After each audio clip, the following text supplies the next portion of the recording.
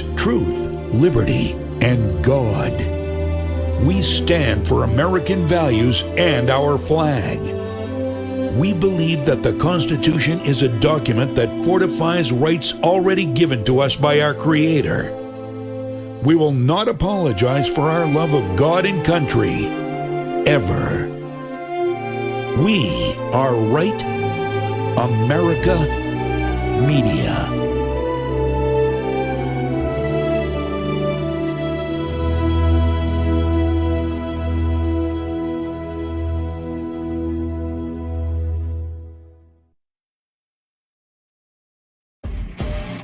It's the Elsa Kurt Show with Clay Novak. Serving up trending news and conservative views. Brought to you by the Elsa Kurt Collection and Refuge Medical. And now, it's time for the show.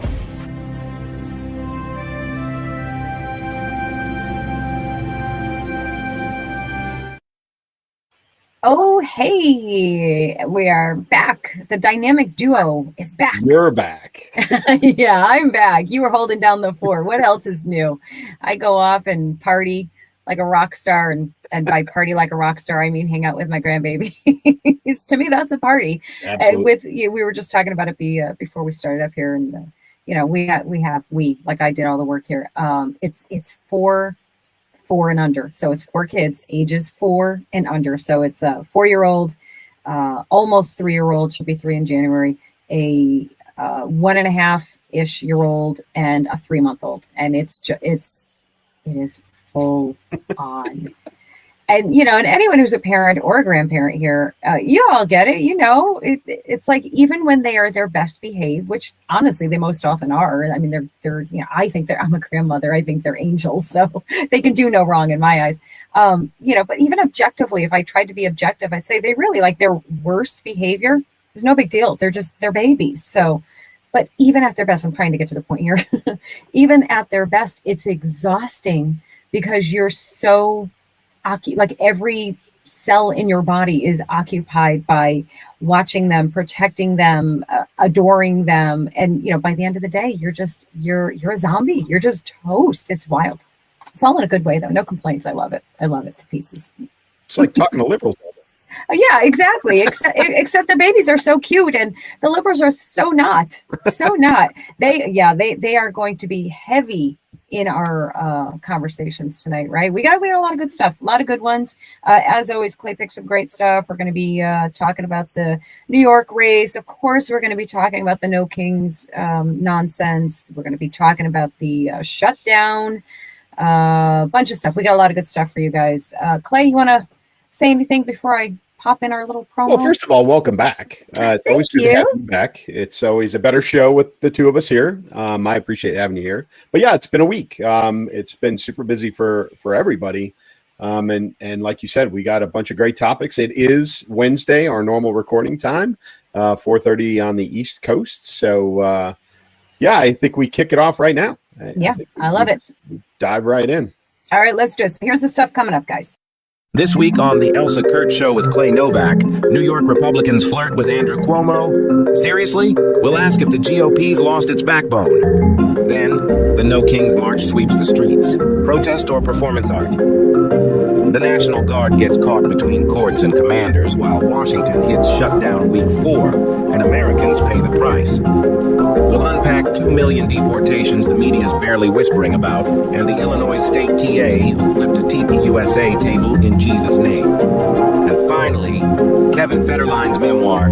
Yep, even pop culture's got a gem hidden in it. Oh, I'm going to torture Clay with that last one. It popped up in my feed and I was like, oh yeah, I'm not even going to tell him beforehand. I was going to leave it off of that little teaser too and just spring it on you. But now you know. It's such an exciting topic. I mean, it should be. I mean, I feel like it's even bigger than Taylor Swift, I mean, no, obviously I'm kidding, guys. I'm just joking. Let's see. So let's talk about this. Boy, oh boy. So, we've been kind of casually talking about it as long as we've been talking about Mom Donnie there. And this is still such a head scratcher, isn't it, Clay? So now the GOP, of course, is this confirmed yet that they're backing him, or is this? That's why I got the question mark. really what's been happening, and they won't do it until Sliwa drops out. And so that's the thing. So he is being publicly now encouraged to drop out because very much in a Ross Perot kind of way, Cuomo in the race as an independent, it splits the non-hardcore Democrat vote and the Republican vote, truthfully, between Sliwa and Cuomo, which gives Mamdani a freebie. Like it's a guaranteed win for him because it's just divided the vote too much. So Sliwa, and for those of you that aren't familiar with the names, he is the Guardian Angels. He's the guy with the Maroon Beret. Yeah.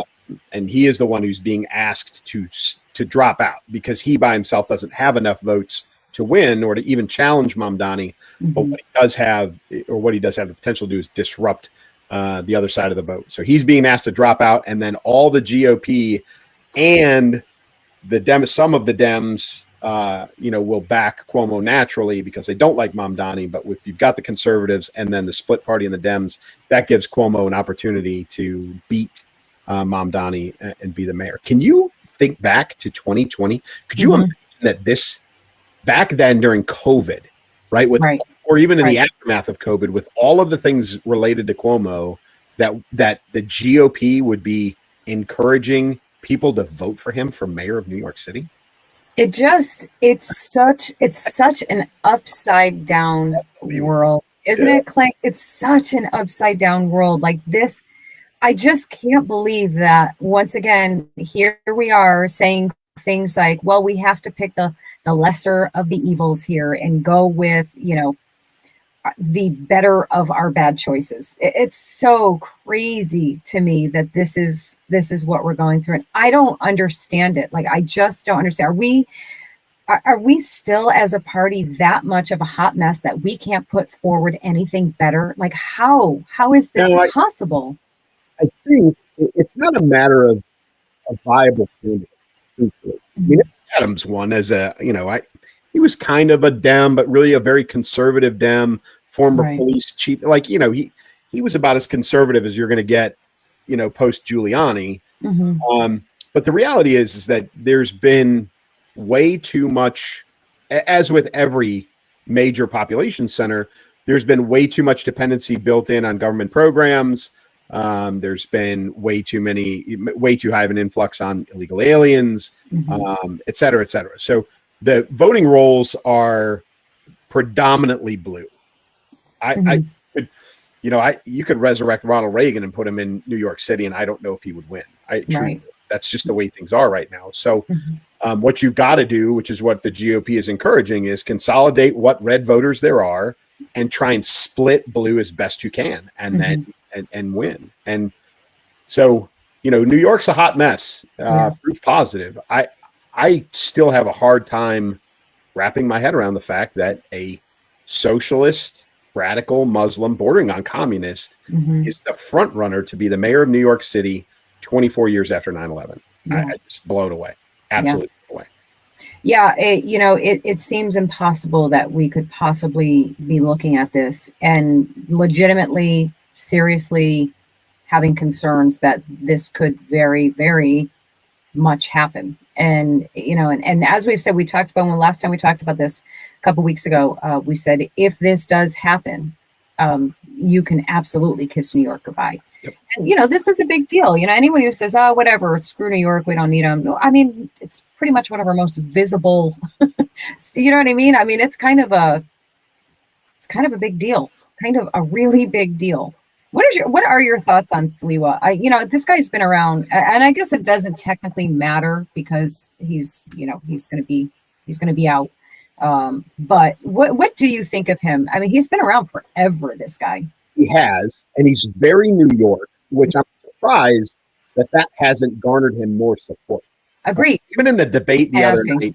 Yeah, even in the debate the other night, they asked, moderators asked him, like, how do you get around the city? If you can't, and he basically said, I always move around on foot as much as I can. And then well, if you can't, then what do you take? Do you take public transportation? Do you take Uber? He's like, oh, well, I don't take yellow cabs because back, in 87, The Gotti family tried to I got shot while I was riding in the back of a yellow cab. The Gotti family tried to have me whacked. And, and I'm like, that is the most New York thing. It's so ever. New York. Yeah. And even with that, like he's got nothing. So bizarre to me because it just feels like he'd be great.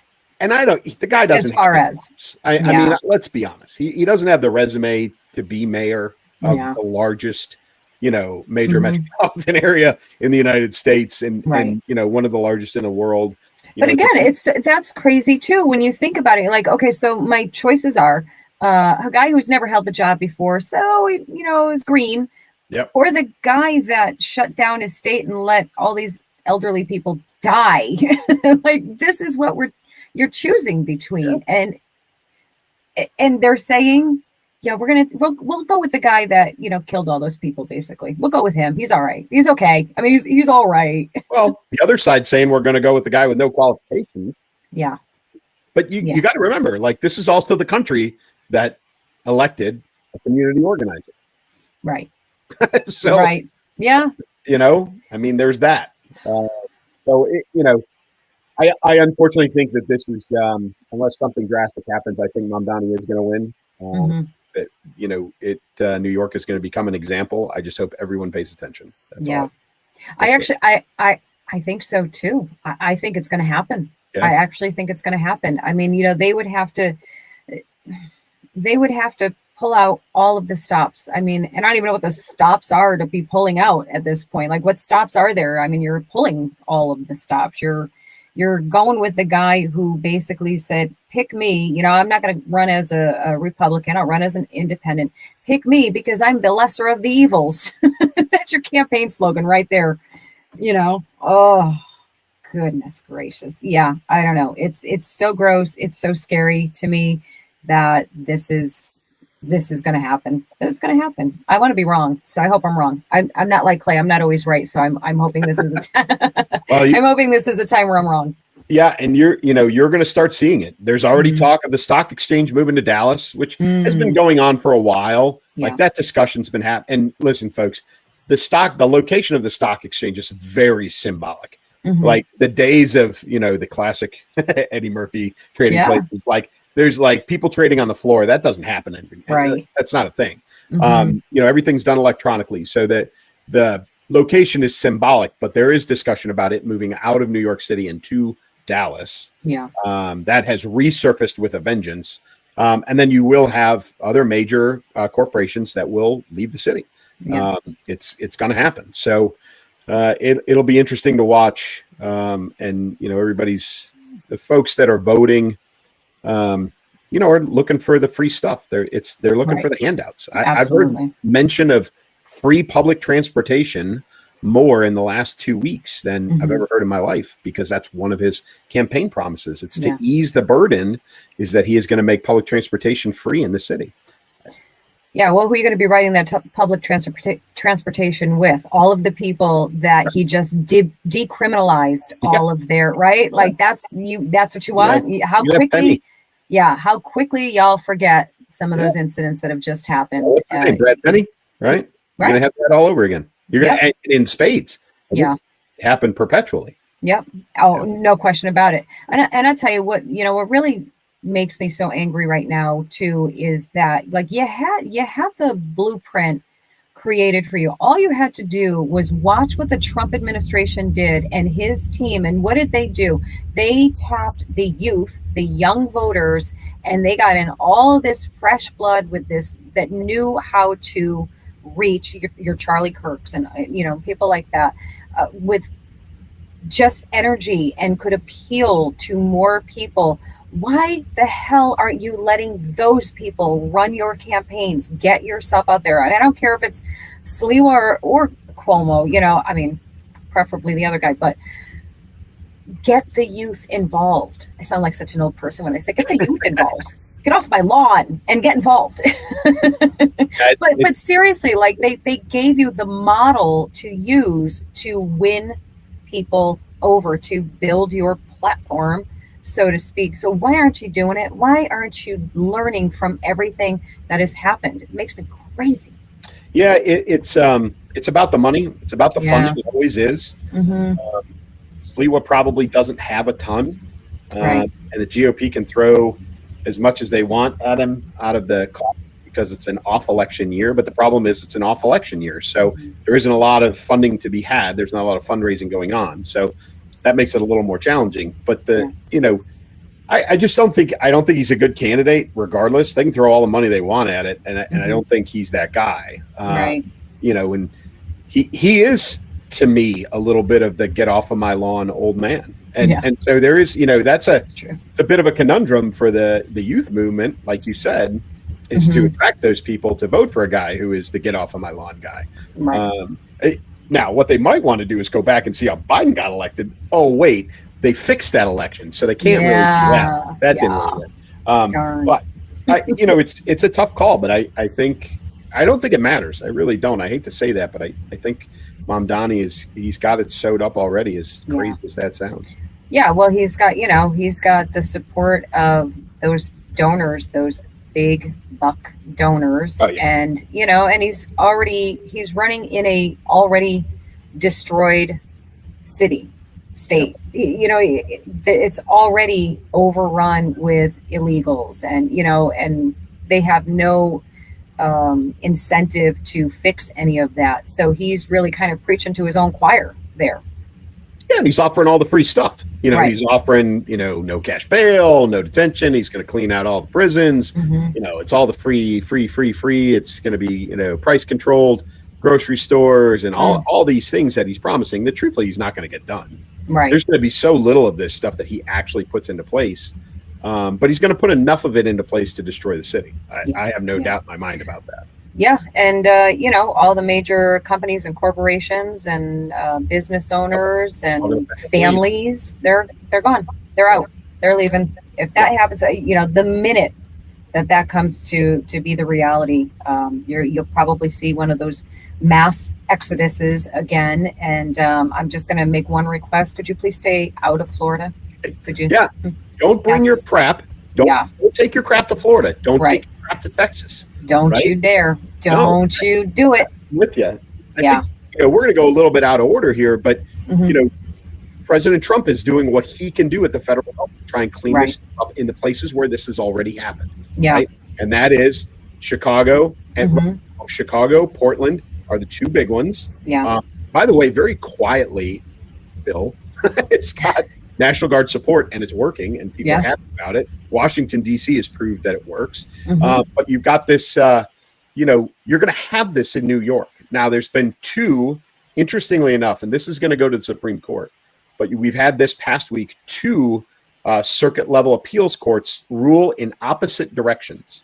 Yeah. So the Ninth Circuit Appeals Court ruled that President Trump has the authority to put National Guard into Portland. The Seventh Circuit Court has ruled that he does not have the authority to put troops into Chicago.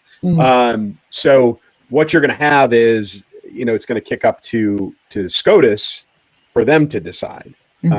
And I think we all know how that one is probably going to end up.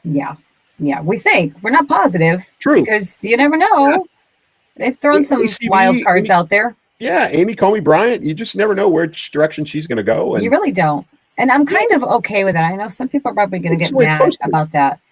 Exactly. Exactly. I don't want her to, I don't want any of them to be a puppet for anyone, whether it's Trump and whether it's what I want or think is right or not. I just want you to rule on what is accurate, what's constitutional, that's it. That's literally all I want from you, even if it's not the outcome that I want. So, and that's what we should all expect and want. Yeah, I think what was interesting about the two rulings by the appeals courts, literally in the same week, was that essentially, so the Ninth Circuit, which was the ruling on Portland, they had a 2-1 in favor of allowing the president, the rights and authorities to put troops into Portland.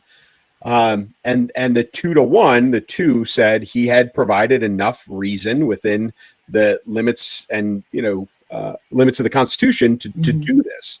The Seventh Court, which is the Chicago decision, said that they didn't provide enough evidence, information, data to back, et cetera, et cetera. So what we don't know, the lay person don't know, is were the briefs prepared the same? Right. Was the data different? Was it literally a carbon copy, or were they developed independently, submitted independently, and one was not up to the same standard as the other? Or is it just literally you've got two circuit courts who see things very, very differently?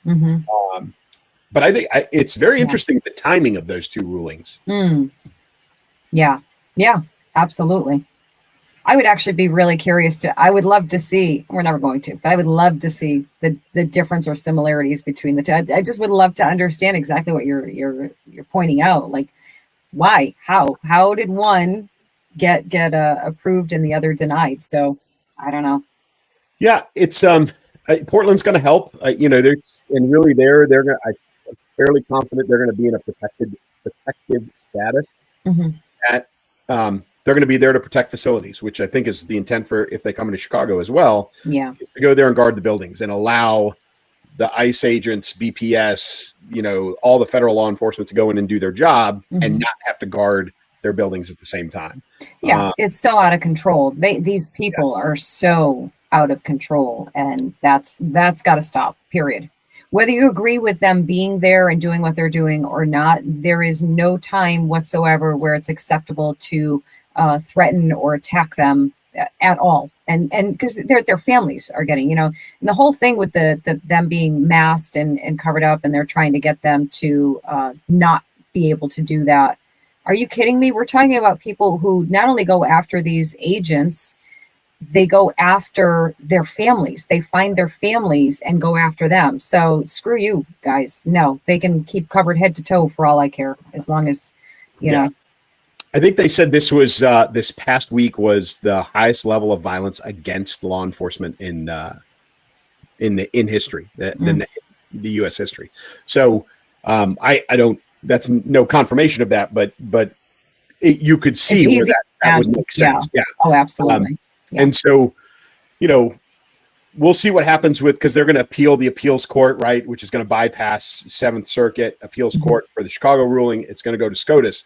Now, the question is when SCOTUS rules, if they rule opposite to what's going on in Portland, then does Portland turn around? Does Oregon or whoever filed suit in that case, do they put an appeal in? I'm sure they're probably putting an appeal into SCOTUS anyway. I would imagine so, yeah. So I would imagine that all of that is going to bubble up at the same time. So we'll see what happens there. But to go back to your last point, and it transitions nicely into the next topic, is, this No Kings March that happened on Saturday was an absolute abhorrent display.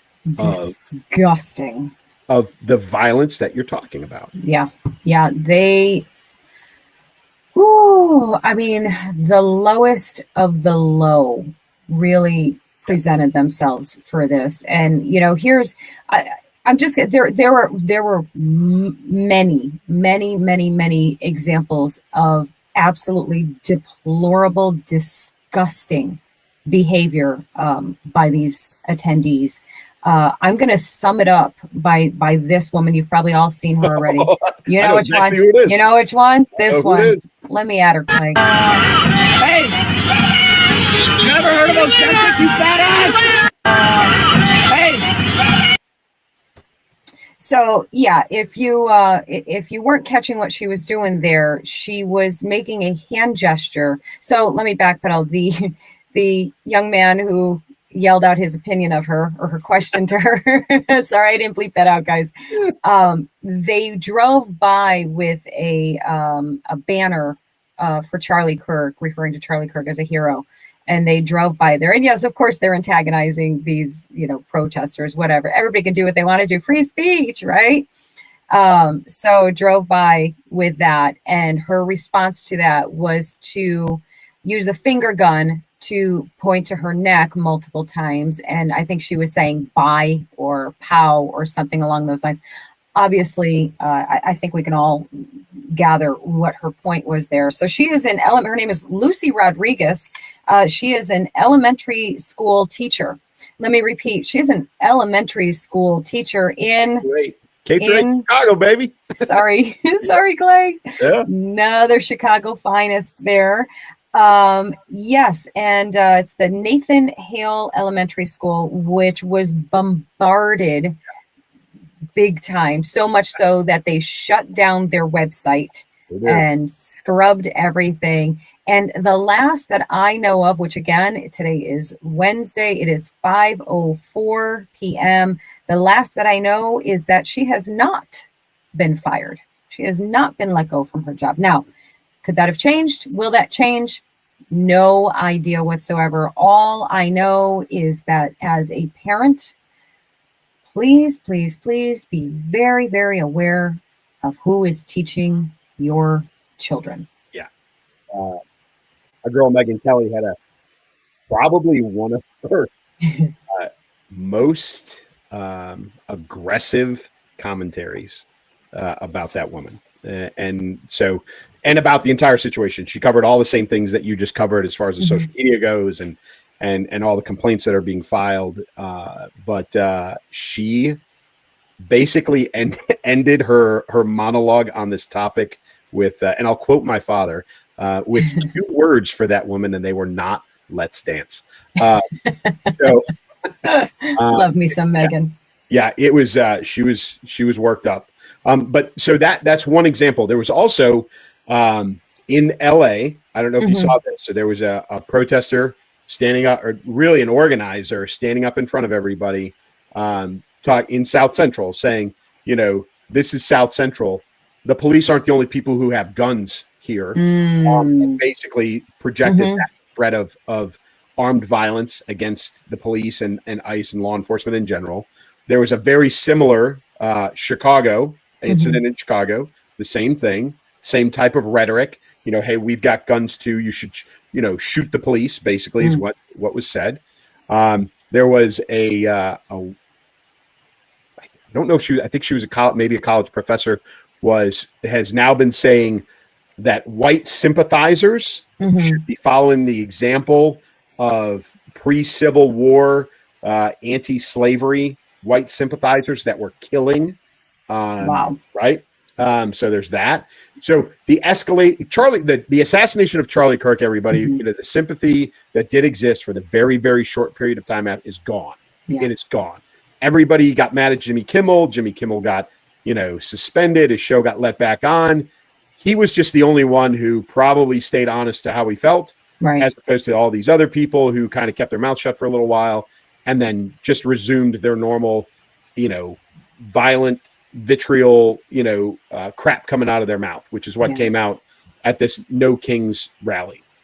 Yeah, it was just a giant hate fest, and one based in something so profoundly absurd. And, we could go down an entire list of reasons why President Trump is not a king. And let's just start with the most obvious, which is that if President Trump was a king or thought he was your king, you would not be allowed to be out there protesting. This would not be happening. So all of your arguments are gone before they even start. So it's sheer stupidity. It is absolute ignorance. It is just performative BS. So you have your people that we know damn well are your paid agitators, that they're getting bussed in and shipped in for these things, and they're getting paid to protest and to carry around signs, and they clock out, at a certain time. There's a video floating around of like them all dispersing at 1 p.m. I don't know what time it was, but it was like all of a sudden they all just started dispersing. Yep.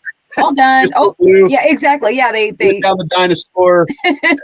Up they went. Yep.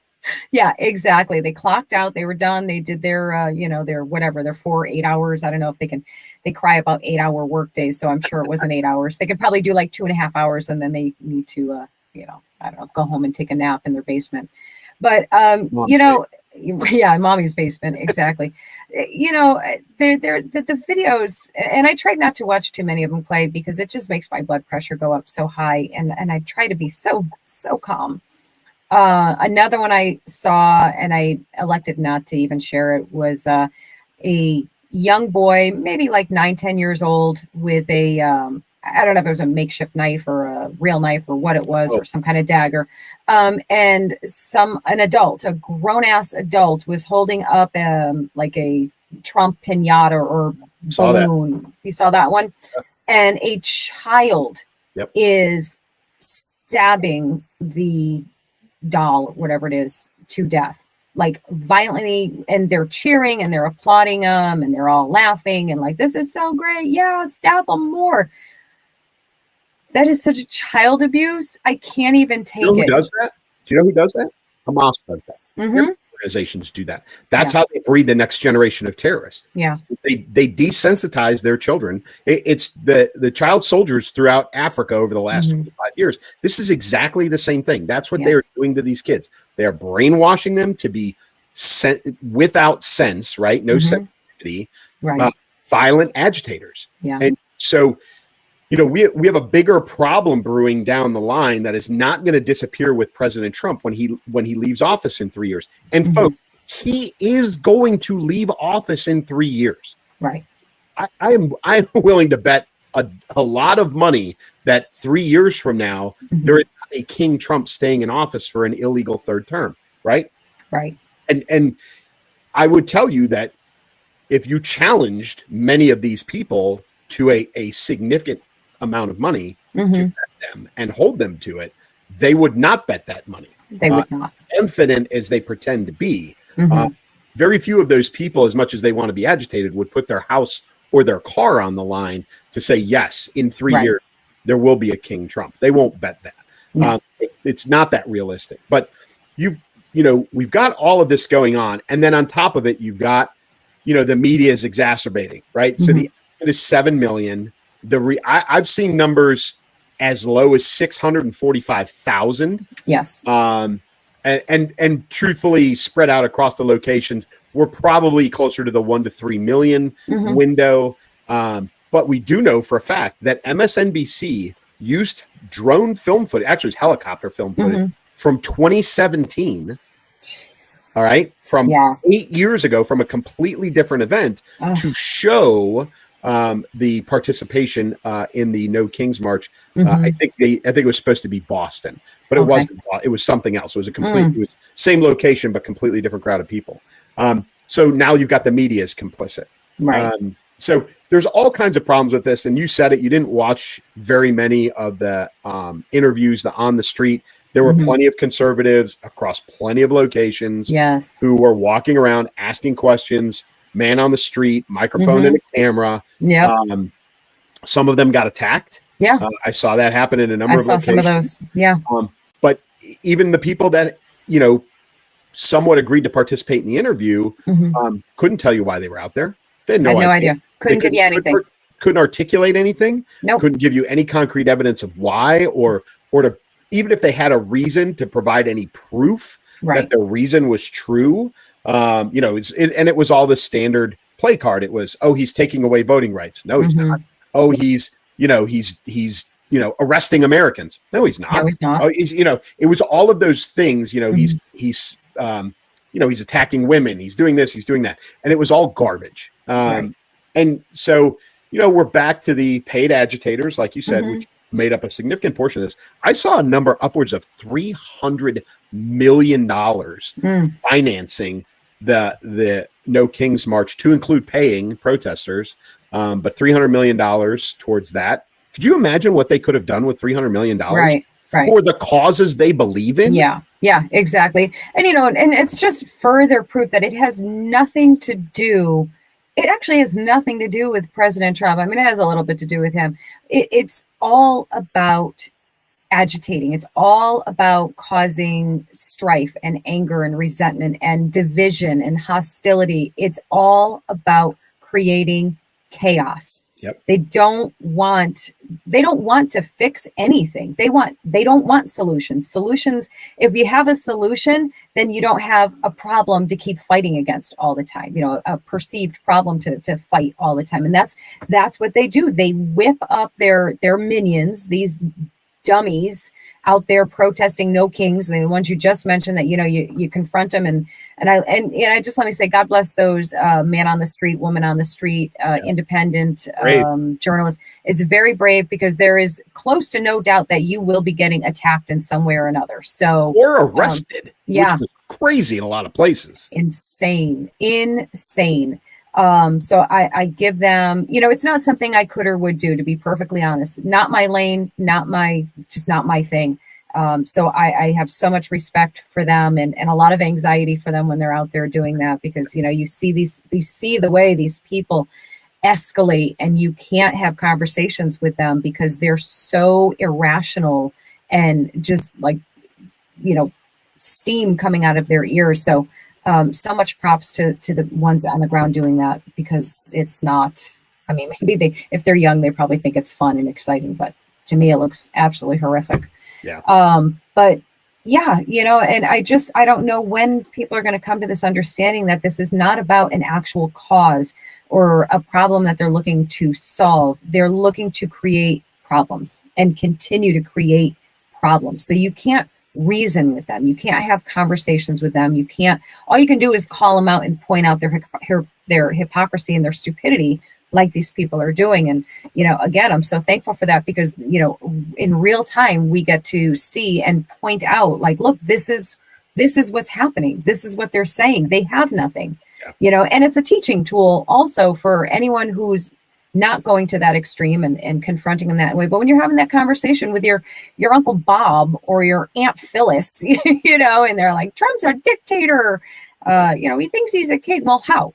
What is he doing? He took away your rights as a woman. What rights? What can't I do? Tell me, what can't I do? Tell me the names of the American citizens that he has deported. Give me the proof. And you can do that on your local quiet level. And yes, I know it's intimidating, it's scary, but you have to do it. You have to do it. You have to, on that small level, because groups, forget it. It's not going to happen. But on that one-on-one, maybe you'll get through to somebody. I don't know. It's a wild hope I have. Something this segues into what this, I feel like this, chaos on the campus there. You want that one? Yeah. Yeah. It's a pretty good segue. Yeah. So it's another example of how the Charlie Kirk sympathy was a lie, and how it's, even those that had it, it's already worn off. So for those of you that aren't aware, a bad thing which turned into a good thing on a college campus this past week, last week actually. So on Illinois State campus, Turning Point USA, their chapter there, and I happen to know the young man who's the chapter president. They had an information table set up on campus, authorized by the university, all of those things, right? And so this has been covered on the news, but a master's student who was a teaching assistant came up, said something to the effect of, Jesus split the tables too, so I guess I have to do that. Now, this was all caught on film. Sometimes having that phone's a beautiful thing. But he took the TPUSA table with all their information on it inside of their pop-up tent, and he tossed it. And he knocked over a bunch of their stuff. There's a little bit of verbal confrontation, and then next to them, or very close, there's a university poster, like a place where you can put posters and flyers and those kinds of things. We walked by that, saw what appears to be a Turning Point USA poster, ripped it off, and stormed off. Well, of course, all this got caught on film. It got reported to the police and got reported to the university. That young man, that teaching assistant, was arrested.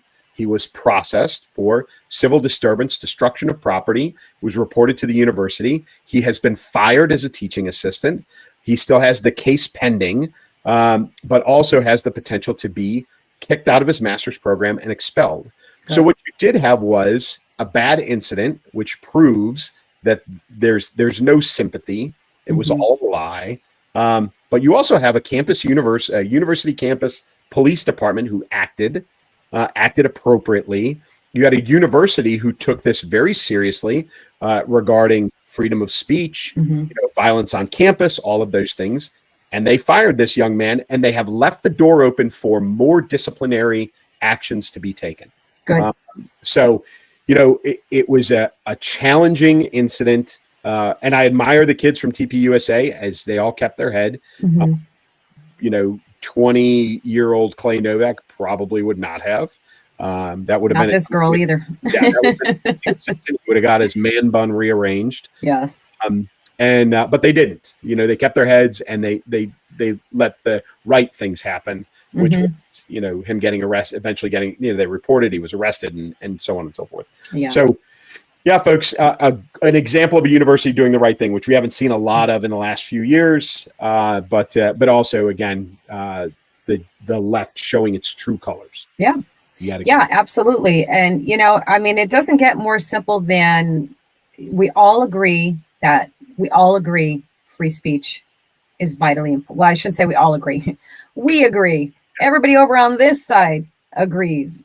They only agree that free speech applies to them, and that is it. That is correct. And that's proven over and over again. So go ahead, try and argue this with me, please. Knock yourself out. You know why? Because I will let you have your free speech, but unlike y'all. But here's the thing: keep your damn hands to yourself. You keep your hands to yourself. If you can't win a fight with your words and your intelligence, I love the irony too, because they're usually calling us idiots and stupid and ignorant and uneducated and illiterate. Like they're always throwing those things in, yet you can't win a fight with your facts. Like you can't even do it. So what the heck? He didn't even try. Yeah, he didn't care. He had no intention. Nope. No intention. So how's that degree working out for you if you can't even make your, loser? Yep. I want to share something as we're talking about this. Let's see if I can get it. It's related. So a friend of mine, Mark DeLuzio, he has his own podcast, and he's come on here a few times, and we've chatted. And he reached out to me about a week or two ago, about a week and a half. And he called me from Dubai, which was pretty cool. I'm like, wow, that's pretty okay, cool. He's out there for a business trip, and gives me a call, and he says, hey, wants to check in how I'm doing with the whole Charlie Kirk thing, because we're all still feeling the feels about this, and I hope we always will. And as we're talking, he was telling me some stories that he had met Charlie, and got to have a one-on-one conversation with him, and he was such a great guy. Everything that we think that he was. And all of a sudden he says to me, he says, oh, you know what?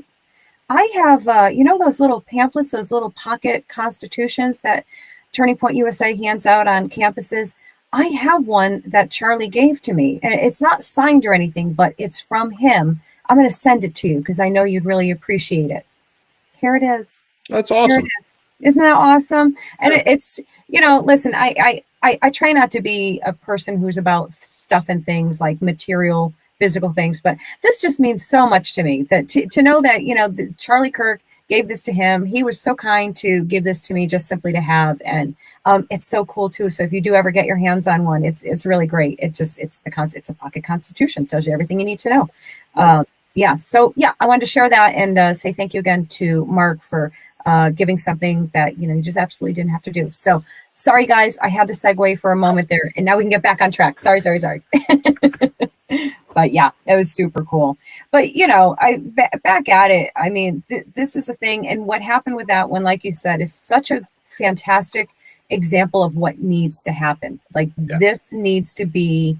There has to be what we always talk about: consequence for your actions, and firm and swift and damaging. Like it needs to be something that's really gonna, this could ruin this guy's whole academic future, as it should. This wasn't a stupid mistake that you make as a kid. This is a grown adult making a conscious decision. And in this day and age too, when everybody's recording everything, that's how freaking dumb they are. So I was very glad to hear the consequences of that for sure. Let's see, what else have we got, Clay? What didn't we hit yet? I want to talk about the deportations. That's a good one. Yeah. Let's talk about it. 2 million plus, folks. And so, Elsa and I were talking about this before. So what you got right now is the number is 1.6 million ish self-deportations, right? Mm-hmm. And listen, Kristi Noem, Pam Bondi, they're all continuing to encourage illegal aliens self-deport. Yeah. Right? Don't turn it. Make it easy on everybody. Pack your stuff up and go. Right. So that's 1.6 million. There's been about 550,000 detained and deported. Yeah. Okay, so now we're up over 2 million. I also saw a rough number in the 400,000 range of arrested, detained, and not deported. So we've got another, we're going to be in the 2.5 million range here as those folks are processed and charged with whatever crimes and then decided if they get deported or if they go to, U.S. prison. I'm a big fan of just get rid of them. But in some cases, ultra violent criminals, I think they should go and spend time in our prison system. I know people don't necessarily want to pay for it, but I would rather in those ultra violent cases put them in, a hard time, like big boy time in the United States versus sending them back to some third world country where they're going to get off the plane and they're going to be in the wind. And, it's only a matter of time before they come back. So we're over 2 million in deportations, and we've got another, approaching 500,000 that have been arrested and are being processed. So, but as great as that is, there's two other things to keep in mind. One, that's only about 10% of the 20 million, which, the number is somewhere between 18.5 and 20 million that were let in during the Biden administration. So, that's 10%. So they've knocked that down. It's a huge number. Don't get me wrong. Absolutely. And it's much better than anything we ever anticipated, but it is only 10%. And then, the other part of that is 0 occurrences of them across the border. This past month in the El Paso district, which I spent time down there while I was in the Army, you've got Ciudad Juarez literally right across from El Paso, which is the most dangerous border city there is. 0 interactions with BPS. It's amazing. Right? Yeah. So while we are only 10% in the deportation process, we're also not bringing the influx is gone. Right. So we're making significant headway. I mean, think about it. If it was at the old numbers, we would barely be making a dent because we'd be picking out as many as we're coming in probably in the same amount of time. Yeah, just be a revolving door, basically. Yeah. So I think it's great. I think I did see Kristi Noem just yesterday in a press conference. Somebody asked her about, good, hardworking immigrants, something along the lines of what are her thoughts on that. And she said, apply for, apply. Do it the right way. That's it. Go back and do it the right way. We would love to have the good, honest, hardworking people stay. Right. We do. I think we all agree on that. Yes. But you've got to do it the right way. You've got to go back and fill out the paperwork. You've got to, you've got to do those things. And then we're more than happy to. Right. We are. I'm even for, cutting through red tape for people who are coming over, who are going to contribute greatly to this country. If you're, I don't know, if you're a scientist or if you're a buddy, you know what I mean? Yeah. If you have some significant contribution to the betterment of this country, I say cut through that red tape, get them through faster. And, and I'm sorry to anyone who just simply wants a better life and it plans to, just simply be a good human, be a good citizen to this country or adoptive citizen to this country. I apologize to you that you're doing it the right way and it's going to take you longer and all that stuff. But you know what? If it's really worth it to you, what is it saying? Anything worth having is worth working for, right? And it should be a challenging process. It should not be this open door to whoever feels like it. You letting people in your house just because they feel like coming in? Of course not. I mean, let's just use logic, just simple common sense. And I'm so tired of the left lumping in immigrants with illegal aliens. Like, I'm so tired of you people putting those in the same category and trying to paint us as, being terrible people for not. No, I listen, I've said it so many times, guys. I'm the daughter and granddaughter of legal immigrants who did it the hard way, did it the right way. And I'm so grateful for that. So, and we're not the only ones going through this, folks. I mean, we know, we've all seen what's going on in England, right? The UK is a mess right now. But you've got, European countries that are standing the same ground we are. that are starting to deport. The brand new Japanese prime minister. Wow. Female, Yes. How female, about that? and her very first thing she did, she's starting deportations. Yeah. Same, right? For the Not same playing. reasons, right? Mhm. And so, and Japan is about as, that is about as closed to culture as you get, Yes. and always have been. So, this is turning into a global problem. Mhm. And President Trump, God love him, is doing the best he can to keep Yeah. America from being a victim of itself, Mhm. and forcing folks. We're not closing the doors. You just got to do it the right way. Right. And good for him and good for all of us. Yeah, absolutely. So, the famous saying, cry harder if you don't like it. This is this is the way that it is intended to be. This is the way it is supposed to happen. And you're not liking it doesn't make it okay. So, or you know what I mean. You know what I mean, people. If you're coming across on a boat that's trafficking drugs, I would not recommend that either, because you're not going to get deported. You're going to get evaporated. Yeah, you're gonna wish you were just deported. Another one today. It was the first West Coast. Ooh. So this was the first one on the West Coast, out in the Eastern Pacific Ocean, coming up the West Coast of Mexico, Baja, and then approaching California. And they smoked another one out there. So it's not just the Caribbean, but it's happening. And again, if you're going to come, I wouldn't even take a boat. Like, hey, drugs or no drugs, I would not come to America on a boat. As Kamala Harris once said, "Don't come." Oh wait, I should do it right. You want me to do it right? Yeah. Come on. Okay. I have to tell you, don't come. Stay. Don't come. Okay. Yeah, there you go. But she did. Those were her words, guys. If you don't believe me, you can go find it. What's that? The borders are. Yeah. Yes, exactly. So if you don't believe that she said it, she did. Go find it for yourself. You can do it. Oh my goodness. So listen, since we're on the government stuff, let's quickly talk about this bunch of fluff and stuff. Still happening, Clay. What's going on? Yeah, your predictions are supposed to come true. Yeah, I'm way off on this one. But I did say last week that I don't know when this one is going to end. I really don't. They're both hardlining. Today is day 22, which puts us into the fourth week, obviously. And I think we are at 11 or 12 votes now. I've kind of lost track. There's been no headway being made. But what's frightening is that we are now starting to approach, we found about $8 billion to pay the military for the first half of the month. Right now, and I think President Trump has said that there is the money. They have the money. There is money to pay them for the second half of the month. I don't know where that's coming from. But, it's not just them. It's TSA. Right. TSA is working for free right now. Air traffic controllers are working for free.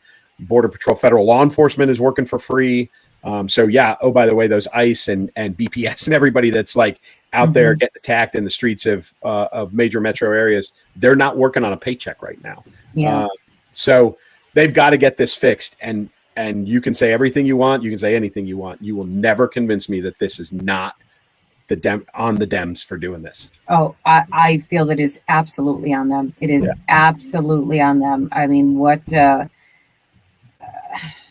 it's absolutely on them. And anyone who says otherwise is just not paying attention to what they're saying.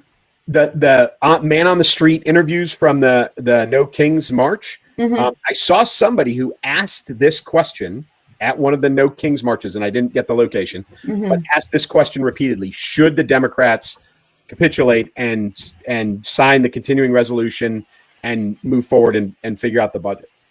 And every single person said absolutely no. Wow. They should stand their ground. Now, here is the other thing that they all had in common. Every single one of them were white females. How about that? How about willing to bet probably white suburban females. Oh yeah. My guess. Yeah. But white females for sure. I think it was either 5 or 6 because after the third one, I'm like, are they going to talk to a dude? Right. Yeah. How strange. It was every one of them were women, and it was 5 or 6 of them. But they perpetually, absolutely not. We won't, they should never give in. This is because about, they're entirely unaffected by it. They're entirely unaffected, so they don't care. Doesn't matter to them. If it had anything to do with, I don't know, their Starbucks order or something, they would back down immediately. But it was all the rhetoric. Oh, this is about healthcare for people, and this is about, no, it's not. It was just all the same talking points. But it was all white females, and they all said the same thing. Y'all need to represent better, for heck's sake. All right, torture me. Come on. Okay. Listen. Big news, guys. Big news. Kevin Federline has released a memoir.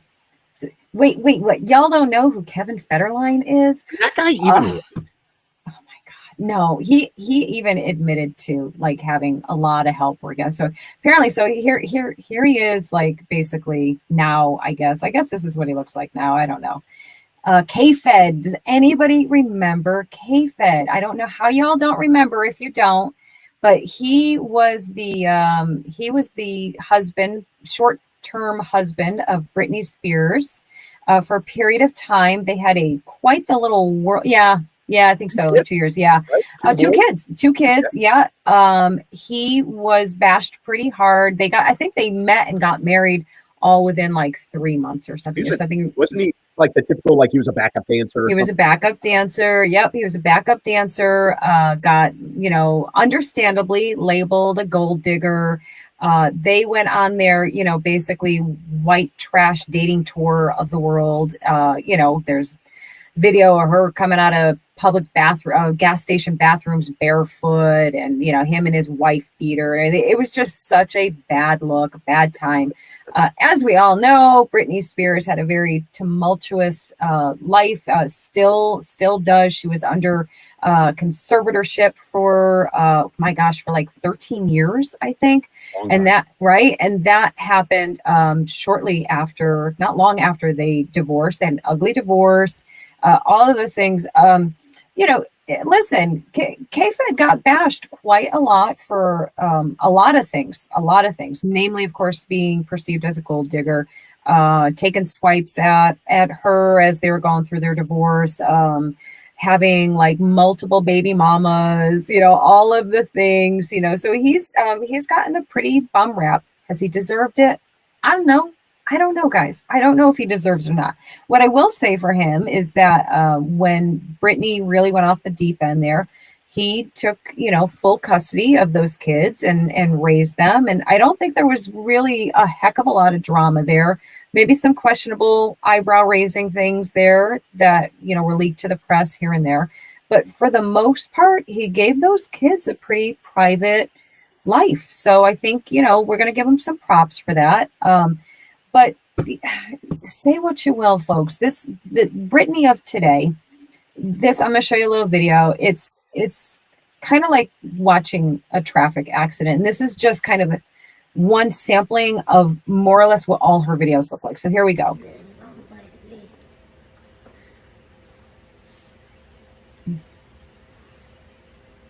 I mean, she's not okay. There's probably like, I don't know, 100+ videos of her just doing things like this. This is what she does over and over and over again in these videos. Rarely talks. When she does do speaking videos, she is either speaking in some kind of foreign accent or she's using a totally different style of speech. Like, she is clearly not doing okay, and I do want to be kind about this because I feel so badly for her and all of these child stars who are now not okay. I mean, there's so many of them that are not okay. And it's so sad that they had to go through whatever the heck that they have gone through. It's definitely scarred them for life. So most importantly, guys, I just wanted you to know that if you've been waiting for K-Fed's memoir, you can get it now. And I mean, if you want me to read it for you, I won't. I won't. I'm not going to do it. Listen, I wish him well. I wish him success in his endeavor here. But I bet he sells more copies than KJP. Yeah, I bet you're right. I bet you're right. Her book is tanking. Yeah. I may have to buy it just so he has just so he beats her, because that's all you really need, one person to buy it. That's it, to beat her. Yeah. Oh goodness, that's it, guys. That's all we got. Listen, we had to end on an amusing, that was light note. That was more than enough. And I'm sure I don't need to tell you guys that I'm just kidding. Who cares about this memoir? But in case you do, you might, some people like that tabloid stuff. I like it a little bit. I'm not going to lie. I'm like, okay, give me a little bit of the tea. Give me a little bit of the tea. And then I'm like, oh no, what am I doing listening to the tea? I have to be done with this. I'm too old for this. I'm too old to be saying, give me the tea, first of all. So I think I am, at least, but I don't know. Well, that's all I got, guys. We thank you as always for hanging out. I thank Clay every time that he holds down the fort for me and takes care of the show like it's our baby. He takes care of it. It's so nice. So you'd be nice to him every time. I know that you guys are. It was a great episode that you did. All that good stuff. You still have so much fun stuff going on with your thing. Go ahead, tell them that to kind of close us out. Yeah. Yeah. So three weeks. 3 weeks until book 3 in the Terry Davis. If you're a binger, if you're a binge entertainment person, and you're a reader, you will have 3 books to buy, which I think is enough for just about anybody. Woohoo! Veterans Day, book 3, Rebellis, Terry Davis series drops. That is awesome. I love anybody who is a series reader, and I am a series reader. I love series.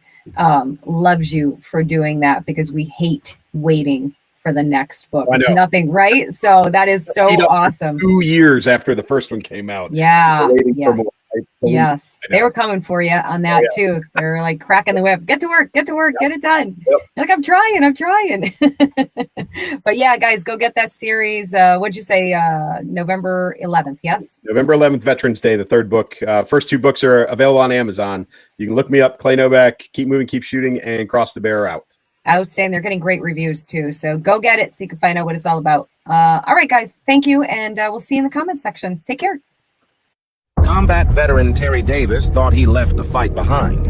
In Tampa, he uncovered a deadly conspiracy. Now, he's back home in Chicago, and war has followed him to his doorstep.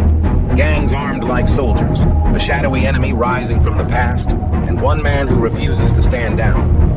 From the quiet suburbs to the shores of Lake Michigan, Terry Davis will risk everything to protect the people he loves, because that is his cross to bear. Clay Novak's explosive new novel, Cross to Bear, Book 2 in the Terry Davis series. She's the voice behind the viral comedy, bold commentary, and truth-packed interviews that cut through the chaos. Author, brand creator, proud conservative Christian, this is Elsa Kurt.